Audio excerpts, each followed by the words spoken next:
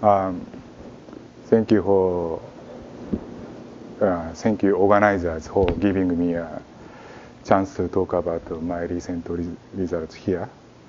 My name is Kimitake Hayasaki, and I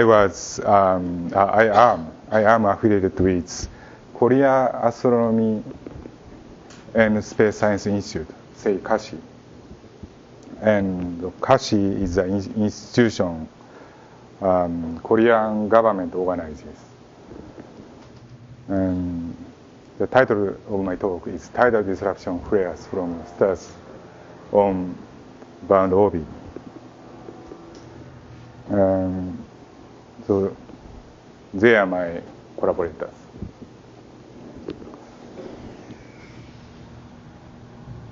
So as you know, I'm not good at speaking English and hearing English. So if you give me a question, could you please speak very slowly? Okay. So let me explain before moving the main issue. So let me explain where KASI is. So this is the world map. We are here. And this is the East Asia region, so South Korea. So KASI is located at South Korea. And East Asia region is here. This is China, Mongolia, and it's Japan. And this is the Korea Peninsula. And so KASI is, there is a KASI in South Korea, in the Daejeon, the small city. So this is the capital of South Korea, Seoul, as you know. So Daejeon is 1 hour from train by 1 hour from Seoul by train. And KASI has two. I'm not sure, but KASI has 2 optical observatory and 3 radio observatory.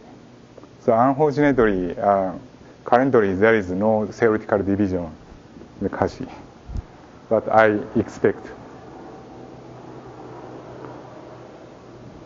So, so back to the main issue.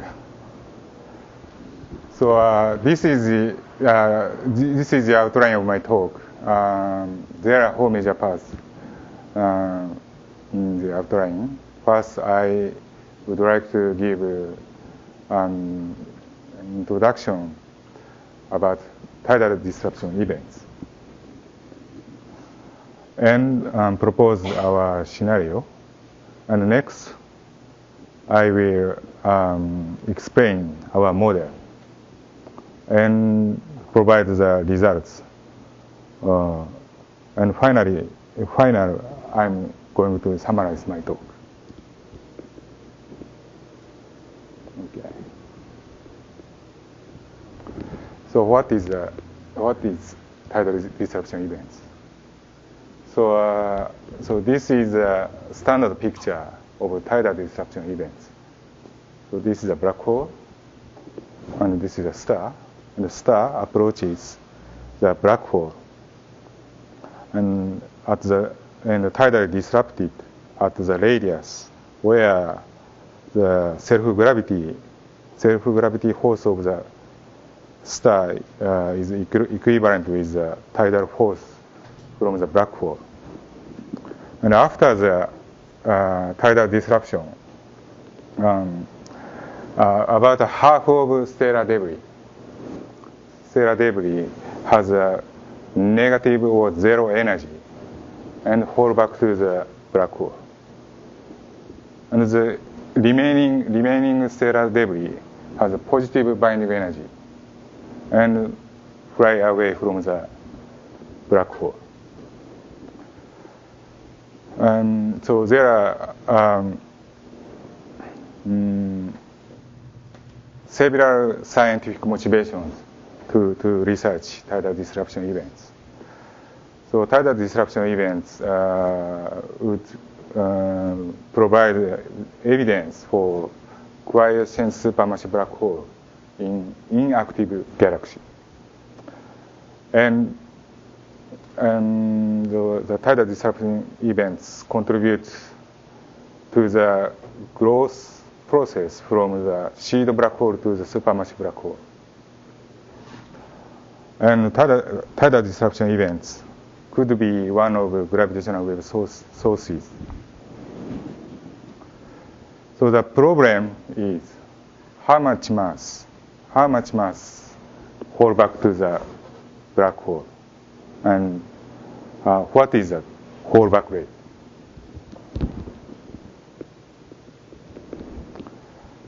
So mass fallback rate is given by this equation.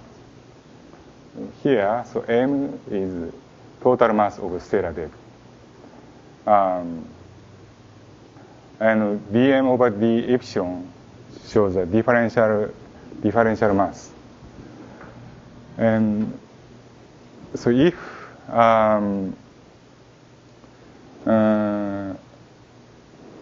dm over d epsilon, so differential mass, is independent of time, so mass fallback rate, the time dependence of mass fallback rate is determined by d star, the d epsilon dt. Epsilon shows a specific binding energy. So, so since d epsilon dt has a dependence of t to the minus 5 third by using the Keplerian third law, so final mass fallback rate is proportional to the t to the minus 5 third if dm d epsilon is independent of the time. So this is a Lee's conjecture. And so the Evans and Kuchanek confirmed the Lee's conjectures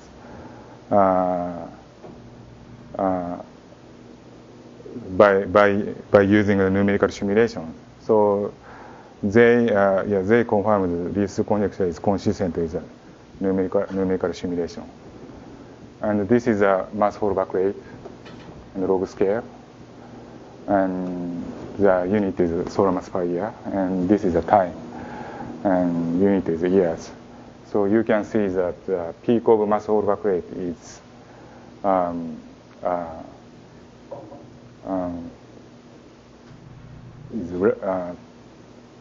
two orders of magnitude larger than Eddington rate.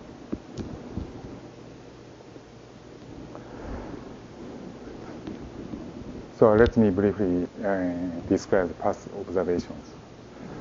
So there are 13 tidal disruption event candidates. And some observed light curves match theoretical expectations proposed by the Lee's conjecture.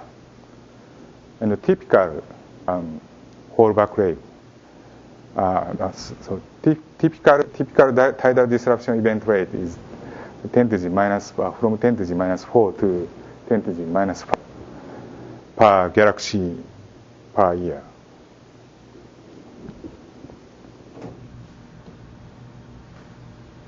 So, so historically, TD theory considers a parabolic orbit.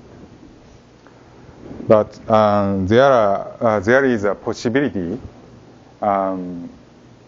approaching star is on bound orbit, eccentric orbit.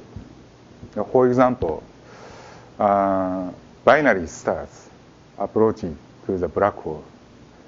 When binary star approaches black hole, binary star tidally separated. So one star fly away from the black hole and is considered to the hypervelocity star. And the other star is bounded by the black hole and fall back to the black hole. So our goal is to find differences between the standard parabolic TDE and TDE of stars on eccentric orbit.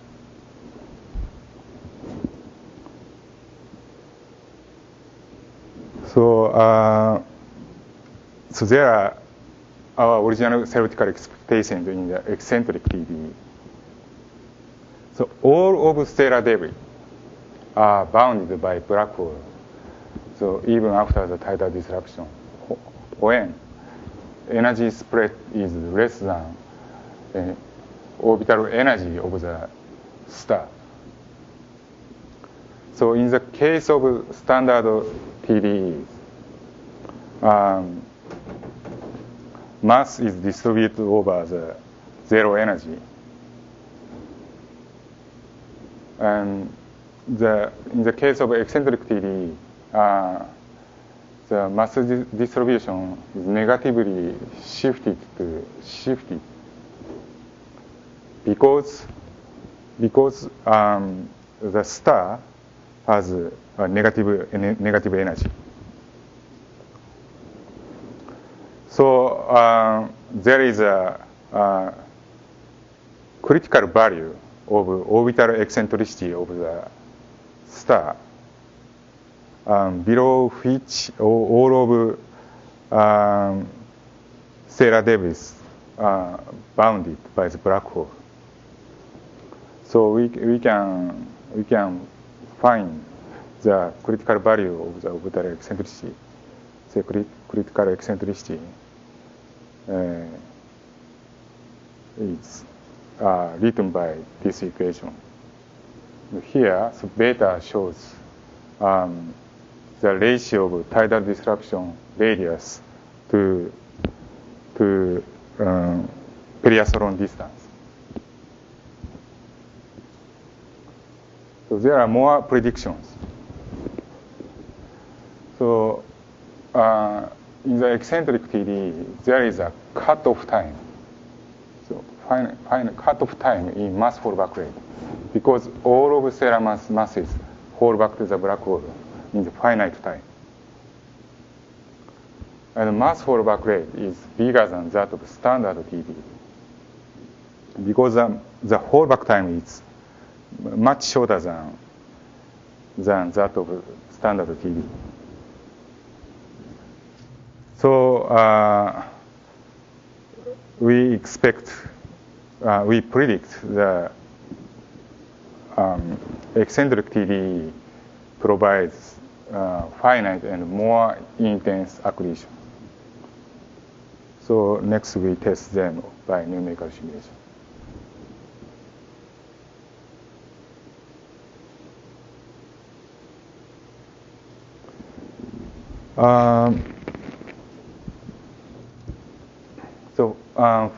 First, so there are two-stage simulations we performed. So first, in the first stage simulation, we modeled a star by SPH as biliarized polytropic sphere. And next, we incorporated general relativistic effect into the SPH code and put the star and the black hole. So a star black hole system, we performed the simulation. And, we performed the second stage simulation with. Can I interrupt here? So just to get a clear idea, you said the star has to be bound enough in order for the energy spread to be smaller than the binding energy of the orbit. So that's the criteria. So how bound is bound? Can you give an idea, like how you lock the semi-matrix in terms of how many tidal disruption radius it is semi-matrix of the star? So this star has to be bound enough. So the star has a very small semi-matrix. Mm-hmm. Very small in order to be bound. So what is this typical semi-matrix? How large is this semi-matrix? Like for example, 0.01 parsec, 0.01 parsec, just to get an idea how close it's touching. the size of semi-major axis. Yeah, of the stellar orbit before this.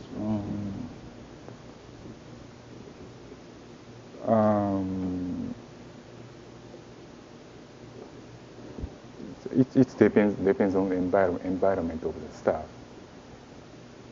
So usually in the standard parabolic case, the semi-major axis is typically 1 parsec, or 0.1 parsec, right?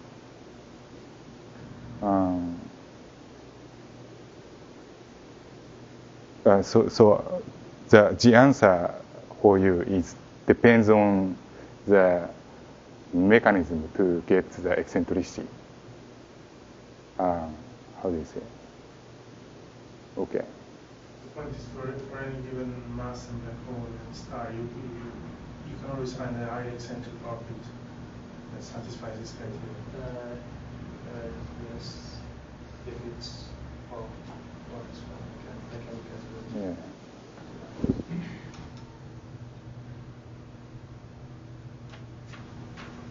So why do we consider GR effects?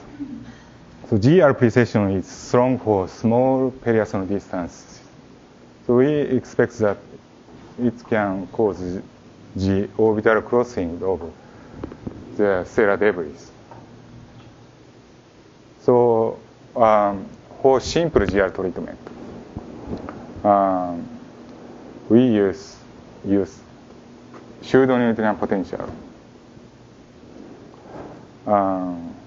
The formulation of pseudo-Newtonian potential is like this, and this formulation is was given by the weak, so weak potential. So where C1 and C2 and C3 is the numerical factors, and if C1 equal 1, C2 equals C3 equals 0. Weak potential reduced to the Newtonian potential. If C1 equals C3 equals 0 and C2 equals 1, weak potential reduced to the Paczynski-Waiter pseudo-Newtonian potential. So we modeled only effect of perihelion shift by incorporating pseudo-Newtonian potential into SPH.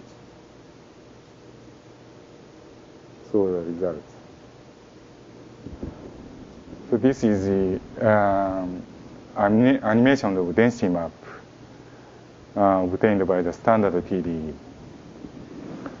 The star moves in the XY plane. So each axis normalized by the tidal disruption radius. And the simulation runtime is normalized by the dynamical time.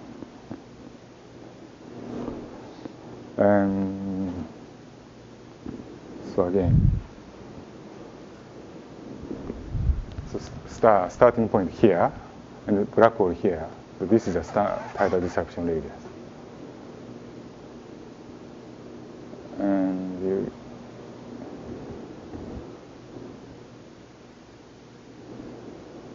so star is disrupted,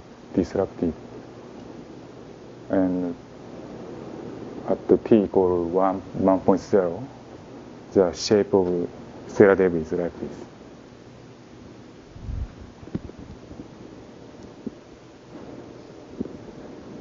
Okay,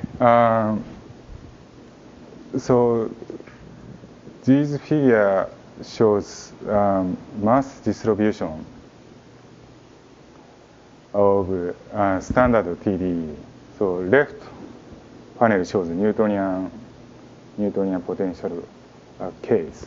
The right panel shows a pseudo-Newtonian potential case. So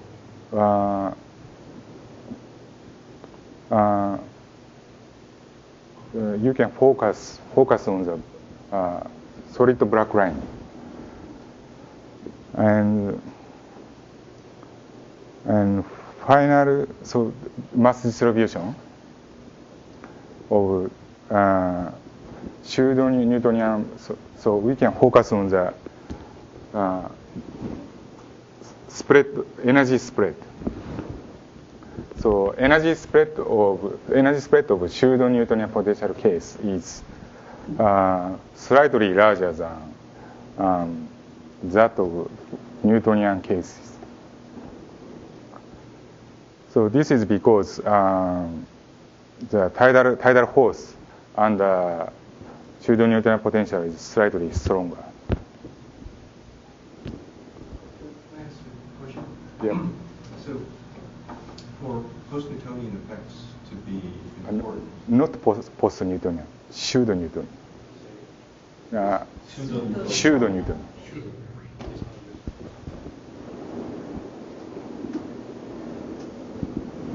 well, okay, but it still is a deviation from Newtonian.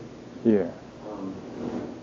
It must nonetheless be dependent on what mass ratio you choose for the encounter, and also what the strength of the star's potential is, so that because the two together will determine how fast the star is moving, and therefore how much your deviation from Newtonian would be. Right? So what parameters did you use for? Sorry.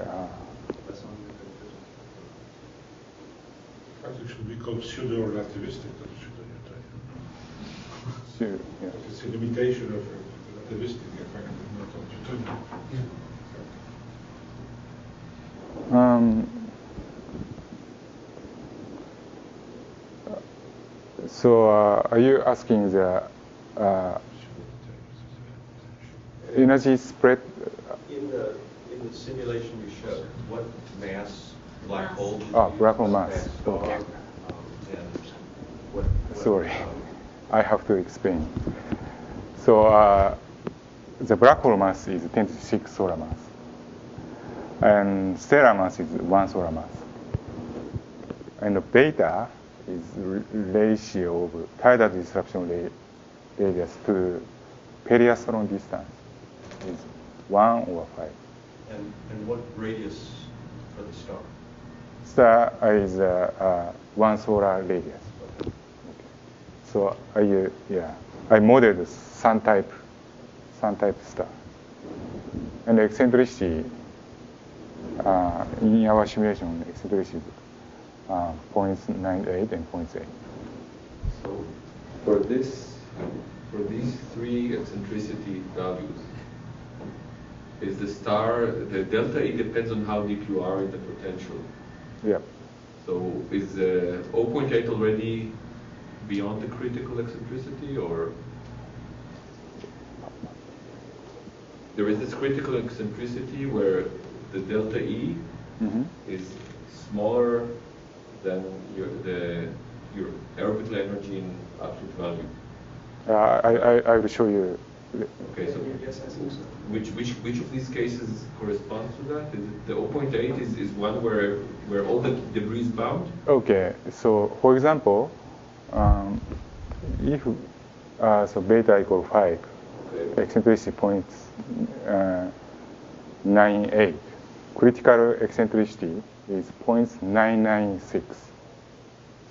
So it needs So to be, so all of stellar we expect all of stellar debris is bounded by the I black. see, okay.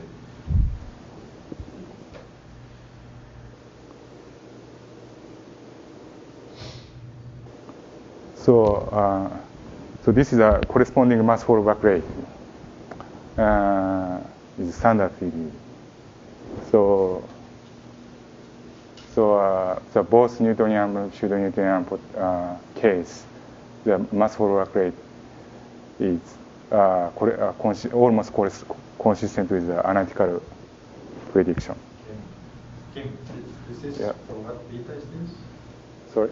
Beta is here, comma. Beta, common. Beta equal 1.0. So this is a case of eccentric TDE. So this is a mass distribution. You can see that the mass distribution is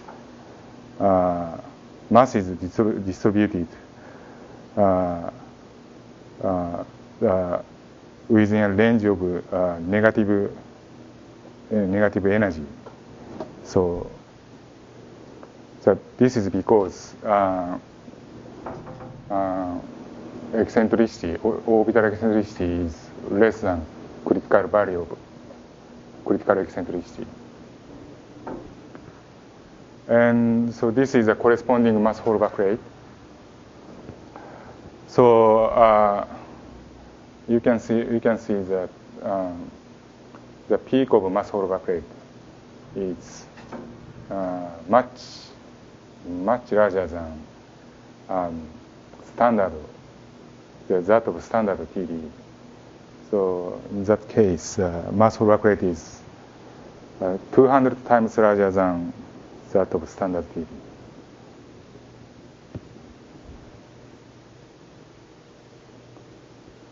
So summary. So eccentric TD has a critical value of eccentricity below which all the mass is bounded by the black hole. And since the fallback time is finite when orbital eccentricity is less than critical eccentricity, the fallback rate substantially exceeds the Eddington rate. And so there is this is important. There is the argument whether the accretion disk is home around the black hole after the stellar debris fall back to the tidal disruption radius. But there is a poorly known how the accretion disk is homed around the black hole. So I'd like to explain. I'd like to show how the accretion disk is homed around the black hole in eccentric TD case. So this is the animation of density map obtained by Newtonian potential simulation. The star moves XY plane. Each axis is normalized by tidal disruption radius. And this is the starting point. And so that dotted line shows the geodesic of a test particle in Schwarzschild metric. And the dashed circle shows the tidal disruption radius. And this is a black hole. Okay. Again. So this is the starting something, and tidal disrupted. So from the simulation, the stellar debris orbits around the black hole following the Keplerian third law in the Newtonian potential simulation. Okay. So can I say from this Newtonian simulation that no disk is formed? Yeah, no, yeah. I can show. I can show. How you treat the viscosity? Viscosity of this simulation. The standard SPH numerical standard SPH standard numerical viscosity in the alpha equal 1.0, beta equal 2.0. Looks like there's no disk. Yeah, no disk. Just orbits around in repeated format.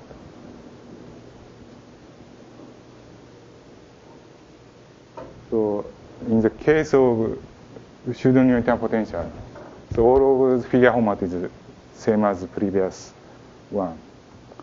So you can see that the star is this after the star disrupted. So I know you're doing pseudo-Newtonian potential, but what's the effective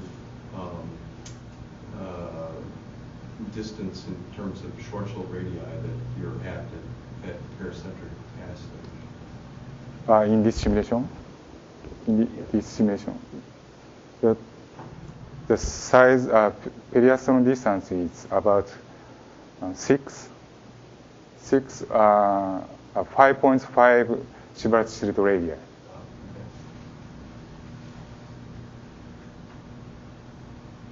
So this is the Newtonian potential and pseudo-Newtonian potential. Can I ask you something? So this takes a long time to integrate. And after the first periapsis passage, the star is totally disrupted. And you have to follow the integration of those particles for a very long time. So what are you doing for those particles? What do I? Are you integrating all of the way from periapsis to apoapsis and back to the periapsis? Your simulation, are you integrating all the way from the pericenter to the apocenter and back to the pericenter? Yes. And the SPH simulation? Using SPH the whole time? Or are you integrating the Keplerian orbits of the particles or something like that? In the case of Newtonian potential, sorry. So I'm not sure of your point. My point is that do you need a hydra when you are at the apocenter? Yes. Is the star still self-gravitating at 4.8? Yeah. And at 4.9? Did you look into 4.9 and higher eccentricities? Hydra? Eccentricities, higher eccentricities of 9 or something like that. Hydro eccentricity. So what is a hydro eccentricity? Higher. Higher eccentricity. Yes.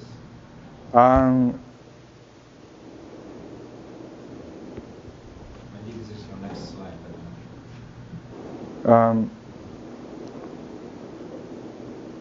Yeah, we tested, for example, 0.9 case. So there is no difference, no qualitative difference between 0.8 case and 0.9 case. But that's strange because maybe you came up with something very clever, but I'm trying to do something similar. And when I go to high eccentricities, a lot of particles are not bound. So you don't need hydro if you want to follow the trajectory of the full thing. Mm-hmm. So what I do and what also Wilson and Ramiro Ruiz is doing is they take the individual particles and they integrate the Keplerian orbits to apocenter because they are not self-gravitating and back to periapsis. Mm-hmm. So I was wondering how long does it take one of these simulations to do? In that case? How many days?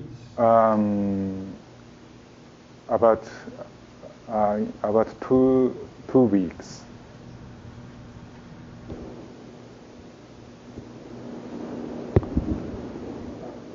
These are very, very bound people, Yeah. so they do not go out very much. But I also see that at very high eccentric points, you don't see the difference.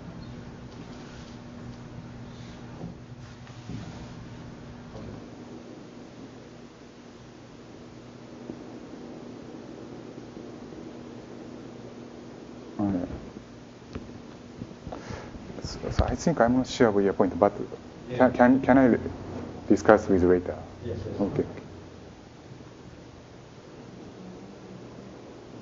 Okay.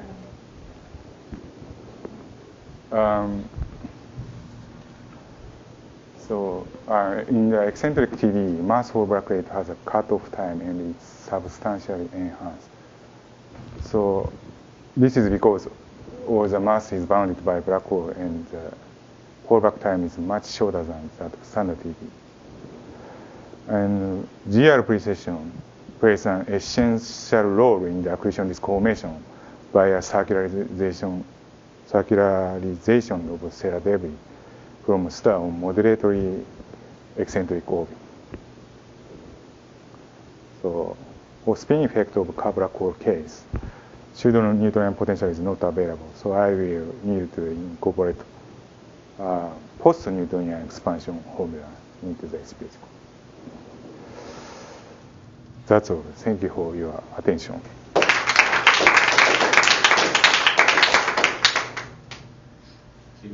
Yeah. In the Newtonian case, it's true that without perihelion shift, the orbits of the streams are very ordered, but nevertheless they still cut each other, and with viscosity you should form a disk. So why is nothing formed? They just seem to move on the ellipse. Is it just that it takes much longer? I don't think you can solve the shocks in this kind of speeds. So the representation of the shock is simply not reliable. No. So, right, it should in principle start forming a disk, because the streams are not exactly moving they're not on with the same period. So when it does get kind of longer, but why no shock is no sign of circularization is seen. So is it just that you needed to run the simulation for much longer to start seeing the dissipation? I think you would make many more particles to At that time, until at that time, the energy dissipation is 0.4%. Total energy. I mean, there is no energy, almost no energy dissipation until from t equals 0 to t equals 5.7. This is dynamical time, so this is the number of orbits? Yeah, number of orbits, yeah.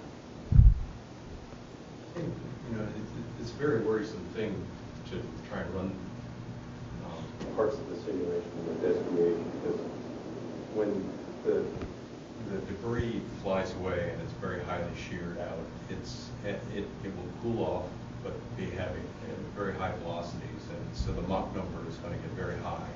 It won't take a whole lot of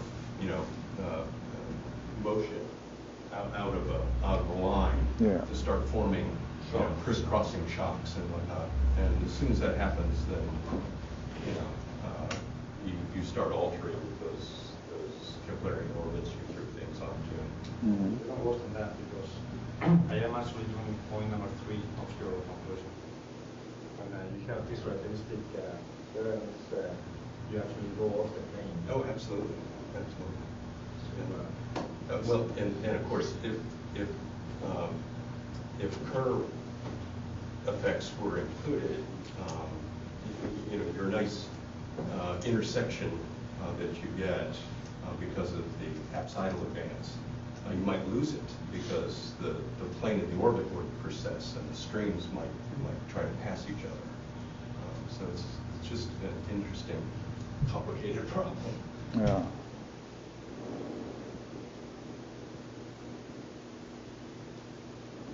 So, do you expect that there is a dissipation if I perform much more time? There should be. There should be. Even these orbits are more intersect each other less than if you add perihelion precession. So it's clear that it will take longer, but at a certain point they will start to dissipate. As Chuck mentioned, if they also cool, you don't have radiation in your code, right? But if they cool adiabatically or just by becoming optically thin, this would make their sound speed even less, and then it would be much easier to shock. So the dissipation would be more efficient. So I think it's quite reasonable that the closer you are to a Newtonian case, which you could arrange if you have a different mass of a black hole and a different density for the star, you can basically choose how Newtonian or relativistic your orbit is and where you disrupt. You could have circularization times that change a lot, depending on whether you're closer to a pure Keplerian or a strongly relativistic. But I think that at the end of the day, you should get a disk in both cases. There's another place to look for a shock as well, and that is that at epicenter, because when you pass pair center and disrupt, there'll be some compression in the plane, and there'll be a bounce. Yeah. And so you get some spread in the inclination angles to the debris. And then if nothing else happens, that should refocus when you come around to epicenter. And so there should be a shock there as well. So that distributes things in terms of the Keplerian parameters in the plane.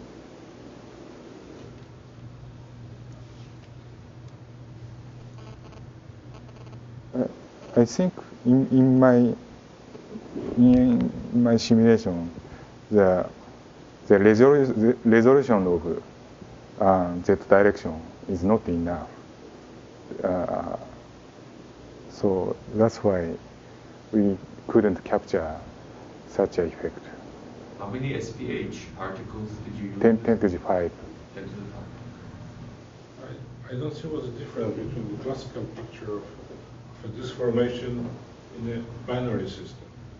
It's a Roche-Lobe filling star losing mass from the L1 point and then goes into very similar, more symmetric orbits, and then the gas intersects and forms a disk. It has been predicted and then confirmed by many simulations. And I don't see what, you have a black hole, but I mean the rest of the physics is the same.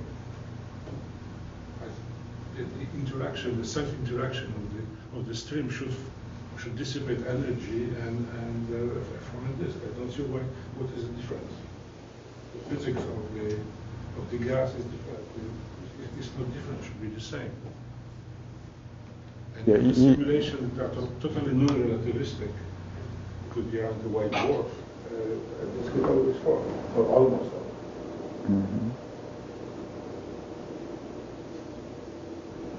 Yeah, if there is effective dissipation in the Newtonian case, I agree with you. I think the reason is that before disruption, the energy span across the whole star is very, very small compared to the orbital energy of the star. So the difference in the orbital period is very small compared to the average orbital period. So you need a lot of these orbits to sort of phase mix. No, you're right. This is the difference. Yeah. So I think Tao is right. If you integrate this long enough, you probably will see more crossing effects and dissipation. But okay, I see the profile. So the other one point gets the unravelment of the orbits. Okay, you're right. But this is already an integration of the 2 weeks. Okay. Yeah, of course.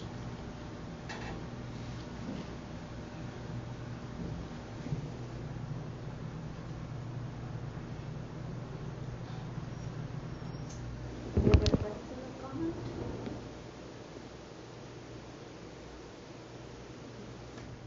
Okay. Thank you.